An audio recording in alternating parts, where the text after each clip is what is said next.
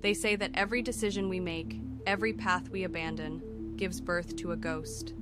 The ghost of the life we could have had. They live in the echo of our what-ifs.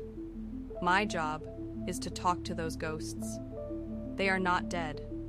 They live, breathe, and love in universes parallel to our own, realities forged by a single different choice. I cross the veil, I sit before them, and I ask them the question we never can. Was it worth it? Tonight, the story is deeply personal. We will not be talking to a king or a conqueror. We will be talking to the ghost of ambition fulfilled. His name is Javier Vargas.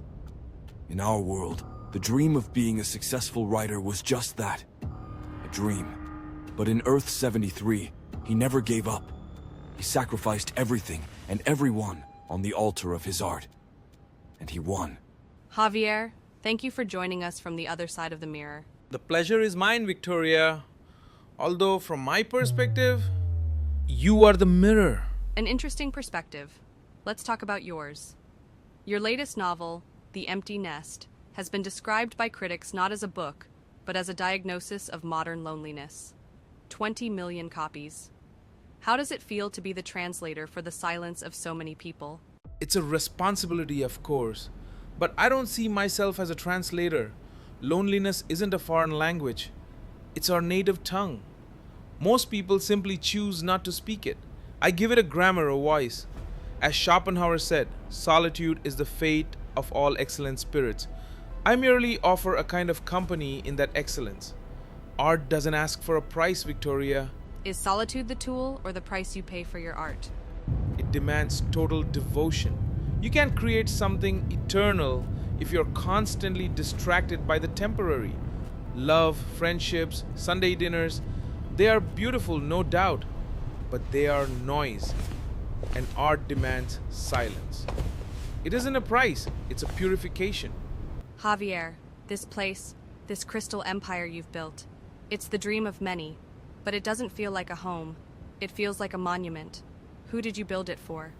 I built it for the only thing that endures, for art, for posterity. It sounds more like a wound than a piece of advice. My father taught me the value of focus, of sacrifice. My father was a realist. He saw brilliant men with infinite potential, sink because of sentimentalisms. He saw how love and family became anchors, keeping them from sailing to their true destiny. I learned his lesson.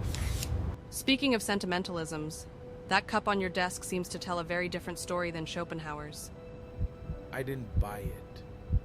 It was a gift, the first gift she gave me. We lived in a tiny apartment, half the size of this living room. I spent 18 hours a day in front of a keyboard, chasing this. I barely ate, I barely slept, and one day she came home with this cup. She said if I was going to live on coffee, it should at least be from a cup that reminded me to smile. The sun, it was our little joke. She was the only one who believed in me before the book covers and the awards. She took care of me, and I saw her as a beautiful distraction, a luxury I couldn't afford. One night, after I was rejected by the 7th publisher, she found me staring at a wall at 3 a.m.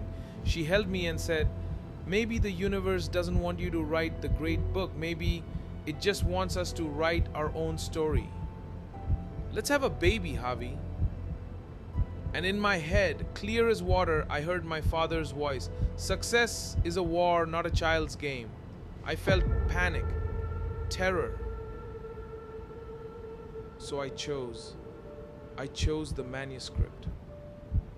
I told her I couldn't give her a nest because I was too busy building a monument. She left the next morning. She only left me the cup. Javier, was it worth it?